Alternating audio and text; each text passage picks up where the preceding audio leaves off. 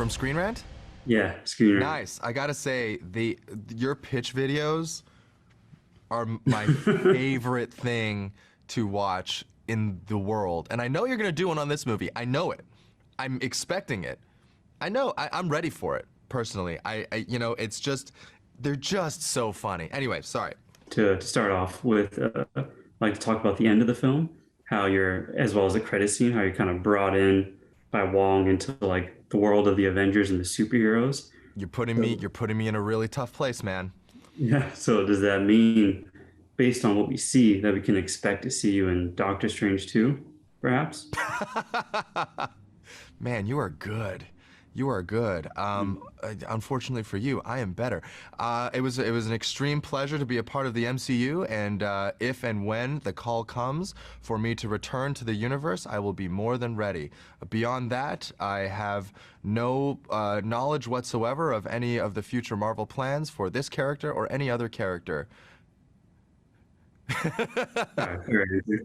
So, well, to I'm kidding. No, continue off of that, all of the things that you mentioned are true. I think it was an incredible way to tell the story of the character, and especially leave the door open for potentially more stories to be told. It's all I ever wanted coming into the MCU, which already was a dream come true, was to be able to do it multiple times. So my fingers are as crossed as they possibly can be to be able to return to the character and the world. so then where would you like to see your character go next? All right, so there's this very famous story in which I think Shang-Chi and Spider-Man have a little team-up moment.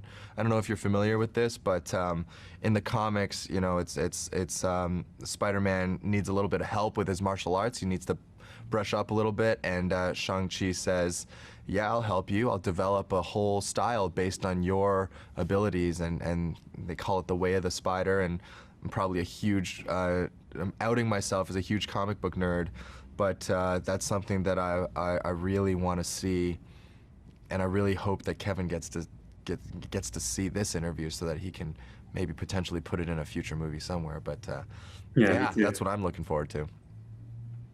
I know it's been mentioned a lot that years ago you tweeted at Marvel about wanting to play Shang-Chi, but would there have been another character you wanted to play if this didn't work out?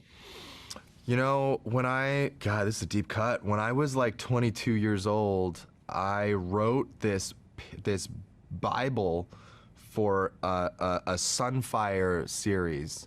So Sunfire is one of the members of the first X-Men team, and he's a Japanese mutant who kind of got his powers from a young age, and kind of grew up in an environment raised by his uncle to hate America, and kind of, so he starts off as an enemy of the X-Men, and then he has this beautiful arc in which he realizes he's the bad guy, and then he becomes a good guy, and then he becomes kind of somewhere in between. Really, really fascinating character, and I thought, hey, it would be really, really cool to play him. This is before I knew that Shang-Chi even existed, but yeah, I mean, I guess you could say I was manifesting superhero roles for myself since a lot further back than that tweet. I mean, I've always just been such a big fan of the MCU and anything Marvel, really.